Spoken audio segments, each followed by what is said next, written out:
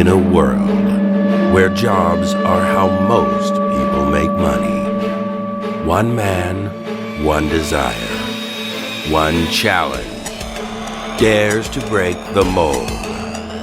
Welcome to the Old Dogs REI Network, where we don't work for money. Money works for us. Coming soon. Viewer discretion advised.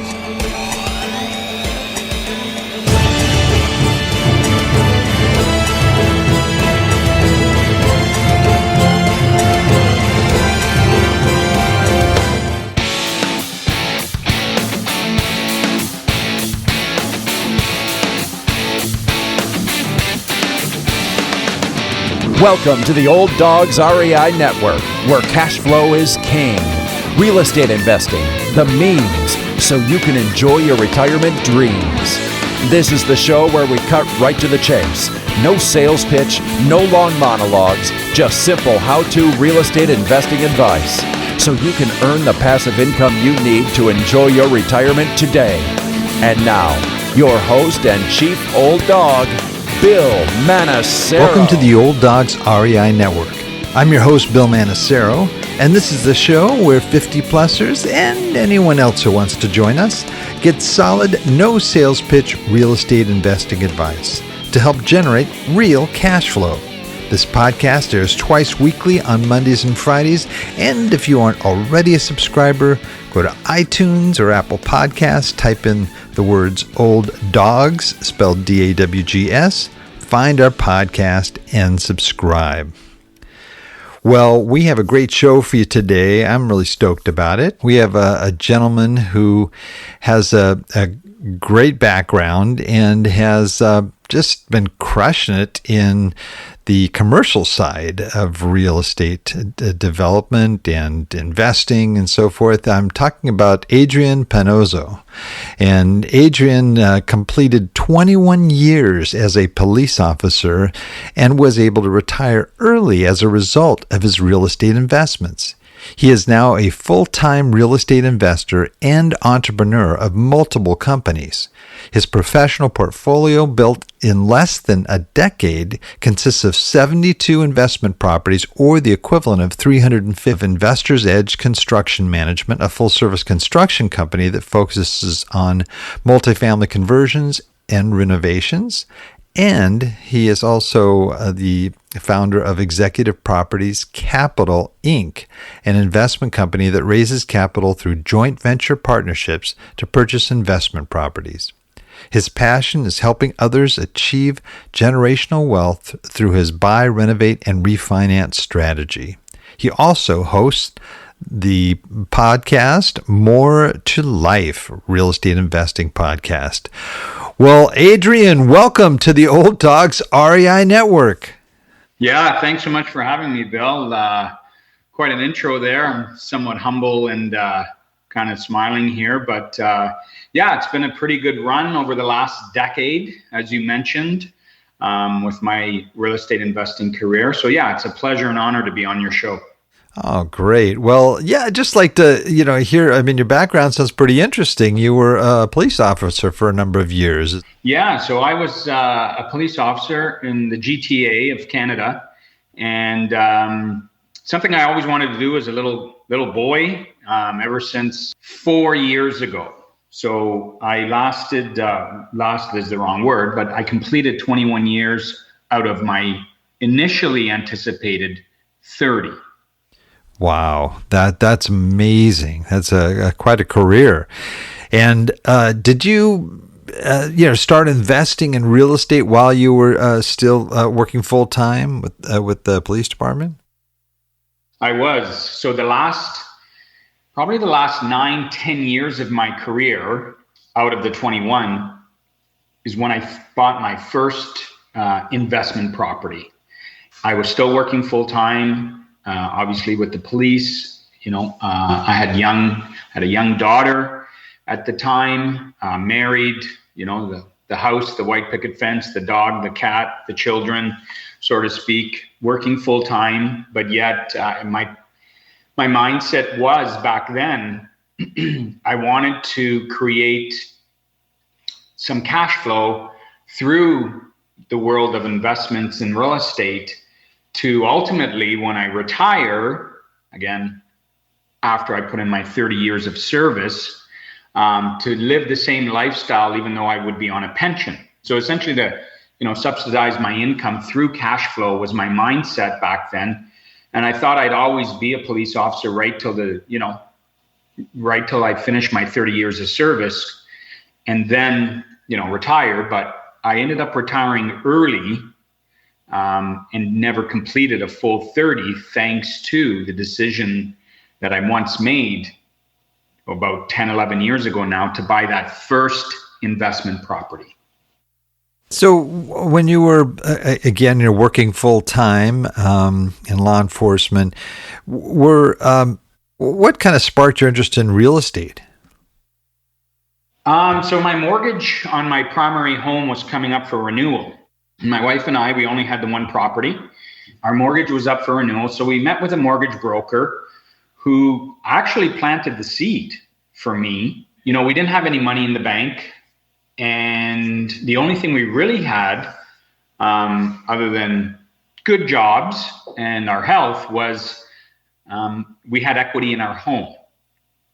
So when we went to meet with this mortgage broker, he kind of brought it up to the forefront and said, hey, your house is almost or substantially paid for. You have a lot of equity there. It's gone up in value since we purchased it. Why don't we free up that equity? And he planted this seed and said, you can start using that equity in your home on a home equity line of credit to purchase an investment property. And that planted the seed. And I guess being a bit of a risk taker from my previous career in law enforcement and whatnot, that resonated with me. And that's exactly what we did. Because again, I'm thinking, okay, when I do retire one year, after I put in my 30 years of service, what's my lifestyle going to be like with a reduced income, be it that I'll be on a pension?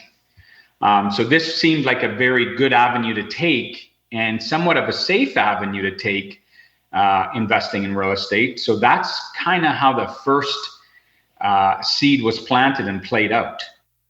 And what was that first property you invested in? It was a small little duplex close to my primary residence, because again, when you first start, you always think you have to buy your first one close to your house so you can drive by every day and make sure the tenants are not destroying the property and make sure this and make sure that. That was my mindset too when I started. So it was a little duplex, one apartment, 3-bedroom upstairs and a 2-bedroom basement apartment. So 2 units. And I want to say back then I paid 310,000 Canadian dollars for that property. And I still have it actually in my portfolio. I still have that same property today. Wow, that's great. That's great. But it sounded like you definitely kept moving up in that scope there. I mean, you definitely having over 300 and some odd doors now.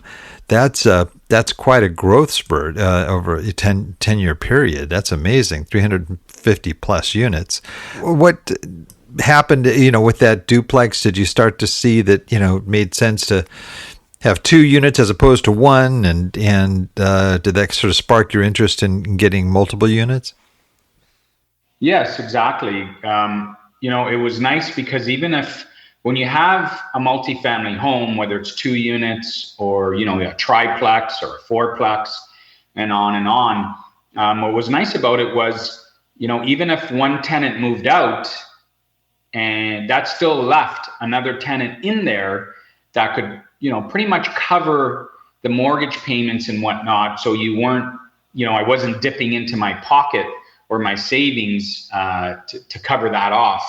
As opposed to, if you have a single family home and that tenant happens to leave at the worst time of the year, like, around Christmas time, it's probably going to take you, a couple months to fill that void.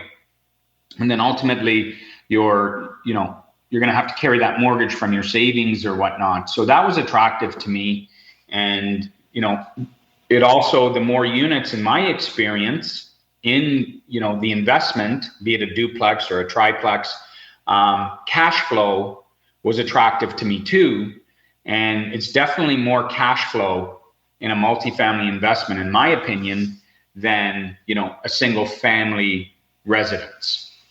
Right. Well, did you have a goal starting out, like, well, I'm going to try to do so many units a year, or are we just kind of seeing how it grew and sort of moved in whatever direction you might have moved, just based on your current investments? My goal, quite honestly, I never in my wildest dreams ever would have thought it would have went in this direction that it did. Because initially my goal was to have maybe 2, max 3 properties. Again, just looking to raise a little bit of cash flow so I can essentially live the same lifestyle that I would have lived, given not being on a pension, for example. So I wanted to create a little bit of cash flow to keep that same income, even though I would be on a pension. Was my mindset. And, it continued. Things really took off probably, I'd say 4 or 5 years into it. My wife and I had bought, I want to say our 3rd rental property now. Again, the 3rd one was a 4-plex. So 4 apartments, 4-apartment building. And at that point in time, based on our incomes and our debt service, what the banks qualify you at for lending and mortgages, my wife and I had plateaued as far as, we were at a max for leveraging mortgages, because we had the 3 rentals now. And again, this was about 4 or 5 years in. We had the 3 rentals plus our primary residence. So we had 4 residential mortgages on the go. And at that point in time, the banks basically told us, you'll have to find alternative lending if you want to continue to invest, because you're leveraged now to the max as far as your debt ratios. So it wasn't until then that we started to joint venture and partner with like-minded investors who wanted to invest in real estate with us.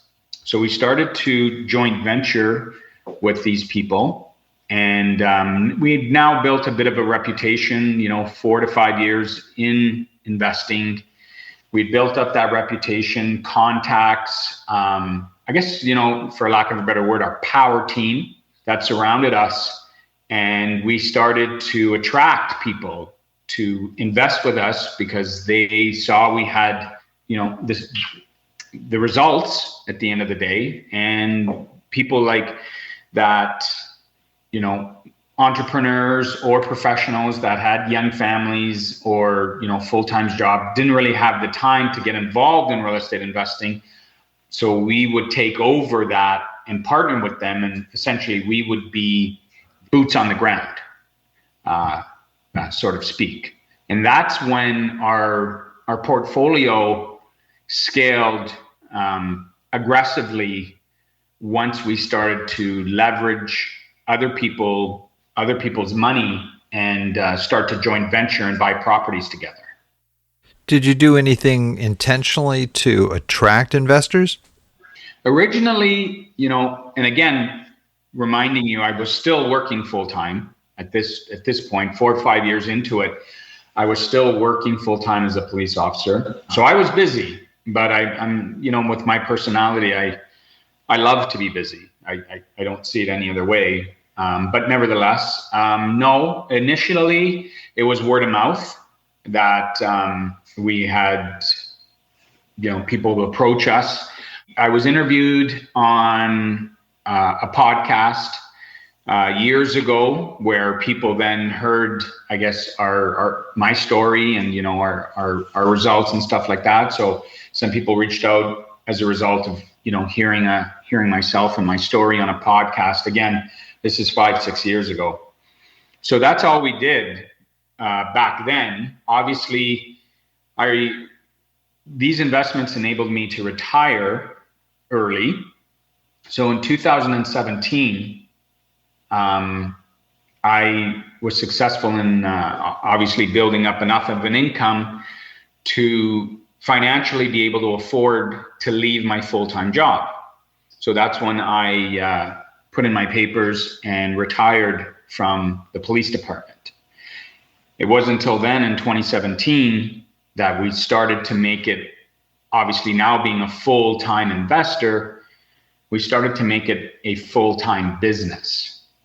And now as a result of that, obviously we market ourselves through all platforms of social media, so on and so on, and scaled this to kind of the numbers you mentioned earlier, and essentially a business is what it's turned into, again, 11 years later from day one. Well, it looks like multiple businesses. I mean, you've got the property management company, you've got a construction company. Man, I mean, that's huge. It'd be one thing just to invest in the properties and acquire those, but you really spread out. Did that happen after 2017? When you went full time? Yes, subsequent to 2017. And the mindset, what we do with our investment properties is we're involved in a lot of construction because we're purchasing properties that are distressed. And for the audience and yourself, we utilize the BRRRR strategy at a very high level, and BRRRR: buy, renovate, refinance, rent, and repeat. So we are involved in a lot of construction renovations, buying these distressed properties at a discounted price, and structurally they're sound, but cosmetically, they need a lot of updating. Grandma lived there, or, it's been a rental property for 20, 30 years and there's never been nothing done to it. So those are the kind of distressed properties we're looking for to really perform really nice renovations on, and ultimately raise the value, appreciation of that property, forcing the appreciation through the construction and renovations. And ultimately on the back end, so once the renovations are done, we then refinance that property. And we were able to really perfect this strategy in our neck of the woods, and essentially take this property, now renovate it, force that appreciation, and able to extract on the refinance all of the equity that we put into this property. So at the end of the day, we don't have any money left in this property, and yet it still produces cash flow for ourselves and our partners. Basically, turning that into an infinite return on investment at the end of the day.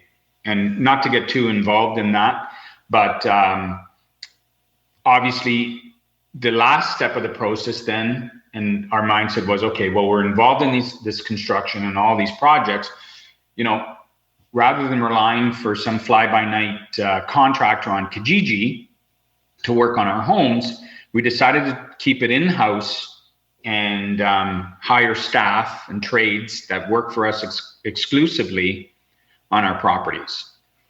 We didn't have to rely now on outside people, and everybody has a bad story about a contractor, sort of speak. So that's why we did that. And then again, the very last step was, okay, now we have all these properties and all these units. Why should we outsource the property management and hire people who, to them it's just a business, but they don't really care much about the properties? Obviously, I own a share of all these properties, so it made the most sense to keep it in-house as well, financially, but more so peace of mind that there are properties and our company employees are taking care of them. So that's why we did the property management company. And yes, it all happened after 2017. So essentially, our mindset was to create a Costco effect where you don't have to go to 7 grocery stores to buy what you want. Same with us. You can come in our front door for our partners that want to invest in real estate. You come in our front door, turning it into a full circle business, right from the acquisition to the very, very end, as far as, tenanting that property and servicing the property and locating good tenants and whatnot. it's all under, one roof is essentially what we created. That's great. That's great. And are all your properties in Canada? Yes. And do you hold them for the long term, or do you flip, after a number of years, the properties? No, we're more of a long-term generational wealth focused company now. And my mindset, even when I first started and I bought my first property, my mindset was always put the money in the real estate, let it sit, let it build, and forget about it. And, maybe 20 years down the road, come back and the property will, tripled or quadrupled in value, and you have massive wealth. So we don't really get involved in flips. Again, we're more of long-term hold, long-term wealth is our mindset. What's really interesting too is you mentioned that once you rehab and get it up to where you want it to be, sort of its maximum level, then you pull all the equity out of it. Is that correct? And then you purchase other properties. Is that the sort of your formula for growth? Yes. So we like to call it a rinse and repeat cycle, where capital goes into the acquisition, and typically 6 to 8 months after, we close the property and we get the keys for the purchase, 6 to 8 months later, we're in a position to refinance. And having an abundance of experience, obviously with over 350 units and doing this for, quite a few years, we're able to analyze the numbers very, very well. And as an investor, as you know, it's all about the numbers and the rate of return, so on and so forth. So in analyzing those numbers, we're able to see what the return would be. For example, if we buy this property for 500 and we put 100,000 in renos, what is the end of the rainbow going to look like? What is this property going to refinance for after the renovations 8 months later? That's where it's super, super important to know your numbers, because we know our numbers really well. Those acquisitions after the refinance, we're not leaving any money in on the deal.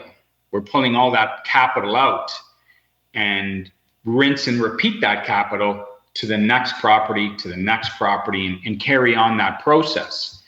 That's how we've been able, through obviously partnerships and rinse and repeating that capital, growing to over 350 units, which again, like I said, when we started, I never in my wildest dreams would have thought that was even possible. Now, you're still using joint venture partners, or have you sort of moved into syndication, or are you using outside funding? Still using joint venture partnerships at a very high level. Pretty much everything we've done in the last 6 years, since we started a joint venture, is all joint venture partnerships, where again, every single property. So other than the very first 4 that my wife and I purchased on our own, the next 68 properties are all in partnership.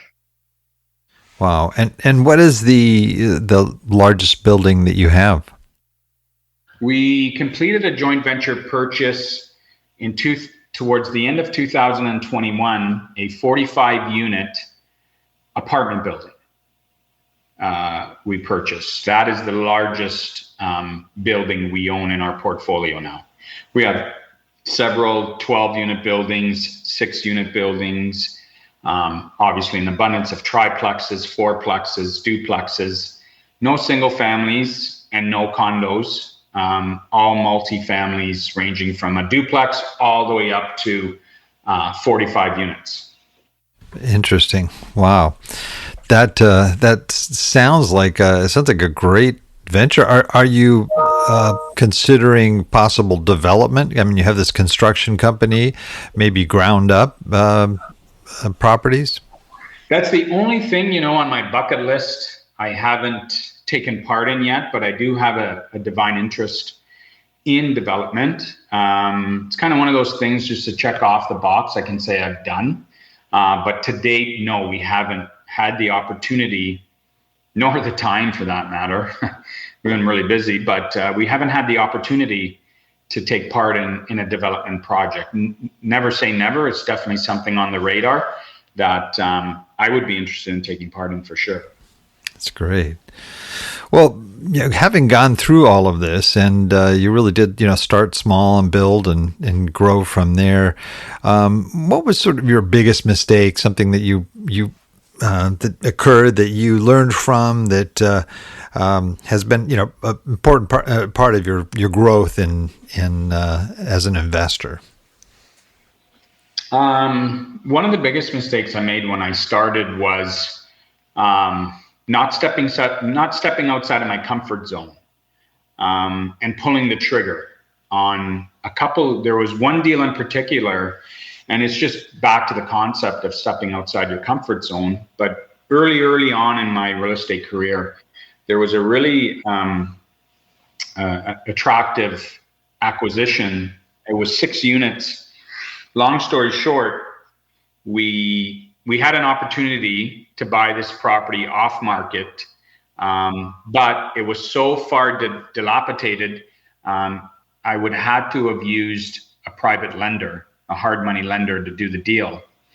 And back then I was still a police officer. It was probably 3 years into my career of real estate investing, and it would have been an incredible buy, renovate, refinance project.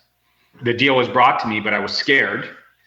And, analysis paralysis, whatever word you want to use, I didn't do the deal. And I was scared because I was going to have to borrow the money from a private lender, at a big interest rate. Back then, I want to say it was probably 7%, 8%. I can't remember really what the borrowing percentage was, but long story short, I didn't do the deal. And I remember the realtor I was working with at the time was pushing me to do it because he was an investor himself and he believed in it. And I was scared, so I didn't take part and I didn't pull the trigger on it. And the realtor himself said, well, if you don't buy it, I'm going to buy it. And I thought he was joking. I thought he was just saying that so, I would, buy it and he would get his commission. Well, I didn't buy it and he bought it. He actually went through and did the purchase. And that purchase yielded him an incredible investment where they finished the renovations and he was able to refinance the property, pull all of the initial capital out, pay back the hard money lender, the whole loan, everything like that, and then qualify for a new mortgage from a bank and pull out an additional $250,000 of extra income because the refinance, they hit it out of the park. Wow. The point of the story is, I consider that a big mistake because I could have had an additional, I essentially own that 6plex for free, plus an additional $250,000 plus cash flow. And the only reason I didn't do it was because I was scared to step outside of my comfort zone. I'd never used a hard money lender before for anything. And I thought, if this goes sideways, if this, that, the amount of interest I was paying on the money, so on and so forth. So I still remember that to today, and it still kind of stings inside thinking about how I lost out on that deal for those reasons. Wow. Well, on sort of the other side of the coin, what did you do that was sort of your biggest success? My biggest success was the very first, very first buy, renovate, refinance acquisition, where I did an abundance of research, and I heard about this BRRRR strategy, and I did abundance of research on it. Again, my very first BRRRR, I was still a police officer, still a dad, still everything. And, I managed to make the time to educate myself. And it was the best decision I made in my real estate career. And that first BRRRR, went so well that I was able to, finish the refinance and the construction and the refinance and pull out all of my money plus an additional 25,000. And back then that was obviously my first BRRRR. It was the best time I spent educating myself and executing, because that decision changed my life. And that decision made me move forward, perfecting the BRRRR strategy, attracting an enormous amount of people to partner with me and buy real estate together, which ultimately changed my life, allowed me to retire early, gave me financial freedom, gave me the term, or live by the term, and I do, basically living life on my terms and no one dictating when I have to get up, when I have to go to bed. Do I feel like working tomorrow? Although, as you can tell, I'm extremely busy, but I like to work. But living life on my terms, that decision changed my life. Wow, that's great. That's great. Well, a lot of the folks listening here are people that are approaching retirement or already in retirement. And so they're people who have been around probably 50 years plus in age. What advice would you have for those folks that are looking at real estate investing as a means to sort of help them through their retirement years? The advice I would give them is, you can't do enough research, but sooner or later, no matter how much research you have, you still have to pull the trigger. And, you have to step outside your comfort zone. And in my opinion, and my advice, real estate is one of the safest and best investments out there. Because at the end of the day, even if you have that investment and the market changes, we all know real estate goes up, it goes down, it goes up, it goes down. Ride the wave. Best advice I can give him is invest in multifamily homes, because even if interest rates go up a little bit, you have cash flow as a cushion to be a buffer if rates go up. You have that extra cash flow that'll cover that change, and you won't have to dip into your savings.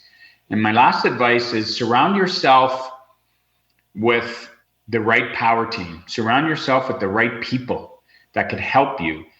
For example, a quick example would be surround yourself with an agent that specializes in investment properties, as opposed to an agent that just will sell anything to anybody just to make their commission and have no clue about investment properties in the investment world. Surround yourself with the right people that specialize in what you're getting into. That would be my advice to them. And pull the trigger. At the end of the day, get off the fence, pull the trigger. It's a very, very safe, tool to grow your money for yourselves or your children. For me, it's the safest thing out there, in my opinion, but I'm sure others will disagree, but that's just my opinion. No, well, I'm in agreement with you, I'll say. Now, it's looking back, when you first started, you were, working full time, looking for a little extra income, some investing. Well, you've definitely gone beyond that, and multiple businesses, and just moving like gangbusters here. What excites you about the future and your future goals for your companies? My future, I'm 48 years old. I hope to be on a beach down south in the Caribbean, a snowbird per se, within the next 2 years. I have one daughter, she's 21 years old, who has just graduated from university and has come on board to learn the business. So what excites me about the future is to pass everything we've done to our daughter, who now is super, super eager to learn and wants to learn and grow, to pass it on to her, and see her potentially double, what we've built in a decade, see her double the business, grow the business, expand the businesses, so on and so forth. And obviously be there as guidance and mentorship for her long term. as God allows me to stay on this earth. But that really excites me to reap the rewards of the last 11 years of crazy hard work. And I know the rewards are around the corner, so to speak. And then ultimately my daughter, just for her to take over and grow this even more than we have. Oh, that's exciting. I think that's a lot of investors' dream, that, the kids that you have and your family, won't just liquidate all your properties and, take the cash and run, but that they'll understand the value of maintaining those properties and growing them as an ongoing source of income for the rest of their lives and for their kids, so that's really exciting stuff. That's really great.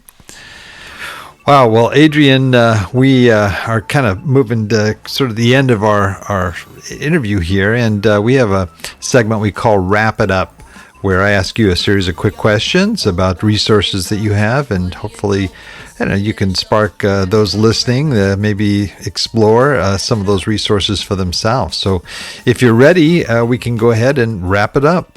Yeah, let's do it. All right. Favorite real estate book? Grant Cardone, Be Obsessed or Be Average. Good one. Favorite business book, just general business book? Business book. I read a lot about, I don't know the author and I apologize. I read a lot about BRRRR strategy and real estate investing BRRRR strategy. Anything with the word BRRRR, the acronym BRRRR in it, BRRRR.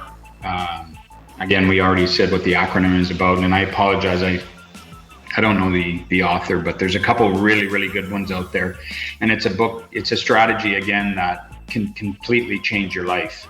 Oh, yeah. Excellent. Yeah, there is a good book by David Green, who has been a guest on this show, and it's published by Bigger Pockets, but it's all specifically on there, so I can throw that in there too.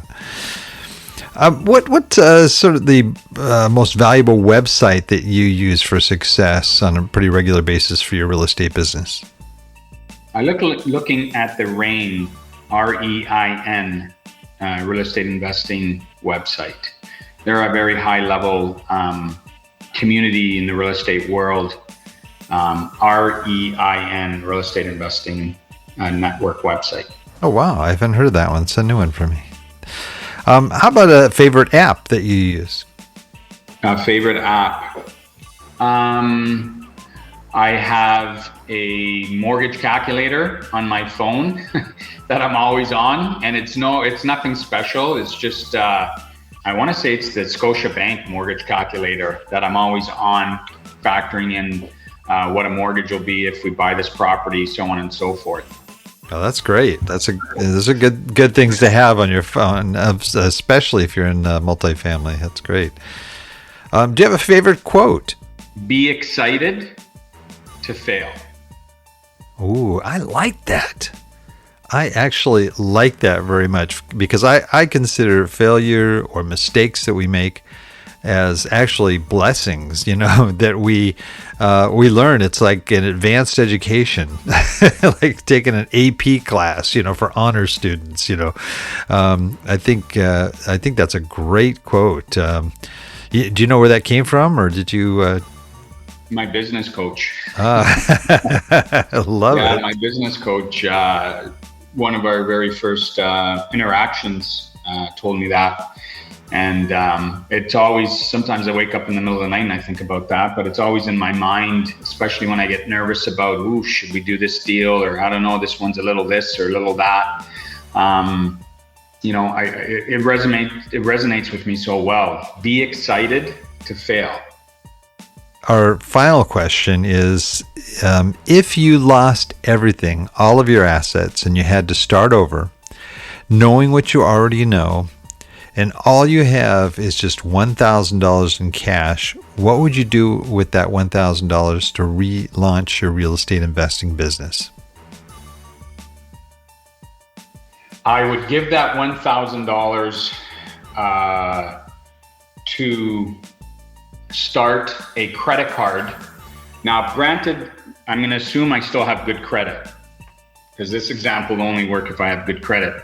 But I would put that $1,000 on a credit card, and I'm assuming I'd still have decent credit, and I would use that credit card as a down payment to purchase real estate in some way or somehow, or what's the word I'm looking for? Get a cash advance on that. After I put my $1,000 on that credit card, I'd get a cash advance, and I'd use up that credit card, take that money and convince somebody to joint venture with me in real estate, and I would give him that contribution, and I would totally handle the project based on all my experience, but convince somebody, even though I didn't have a lot of money to joint venture with, I have an abundance of knowledge, and I would put that towards the property.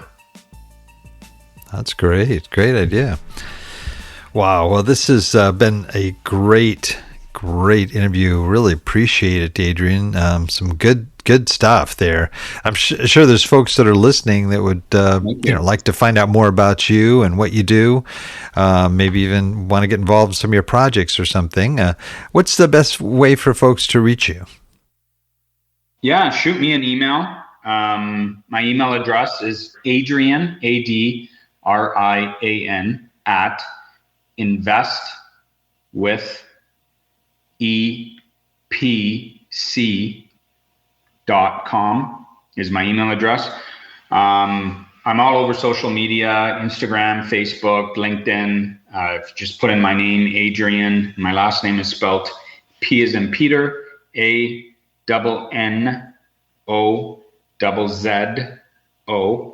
You can definitely find me, email me, shoot me a message over Facebook, Instagram, LinkedIn, whatever the case may be. And yeah, we can definitely have a digital coffee.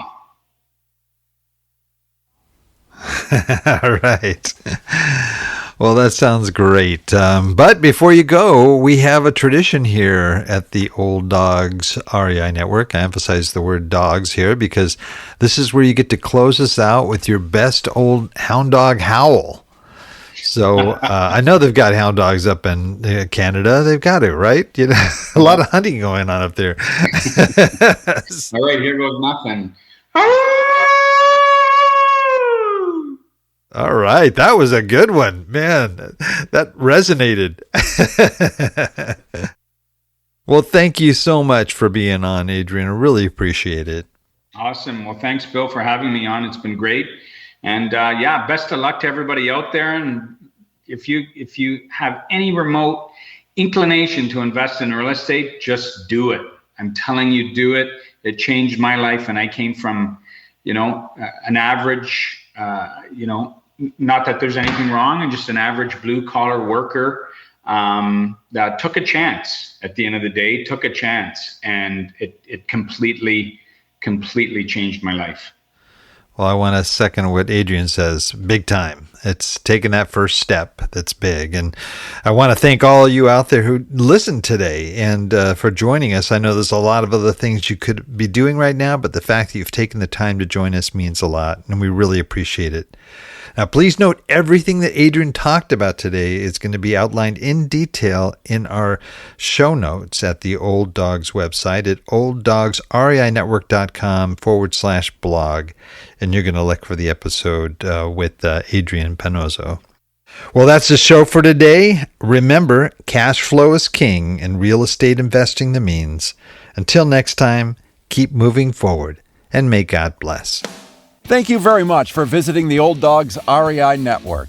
We would greatly appreciate if you would stop by iTunes and let us know what you think of the show. We would love if you could subscribe to the podcast, give us a 5-star rating, and write a review. The more ratings and reviews we receive, the more visible the podcast will be to others. Thank you.